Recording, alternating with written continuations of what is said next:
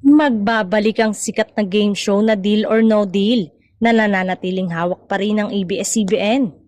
Sa kanilang annual stockholder meeting noon ay ibinunyag ni ABS-CBN President at Chief Executive Officer Carlo Katigbak na hawak pa rin nila ang international franchise ng ilang pamosong talent, game at reality show gaya ng Idol Philippines, Minute to Win It at Deal or No Deal.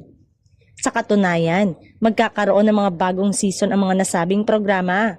Aabangan naman ng mga kapamilya at loyal viewers ang bagong season ng nabanggit na palabas, kung sino ang mag-host nito, maging ang 26K girls na hawak ng briefcases.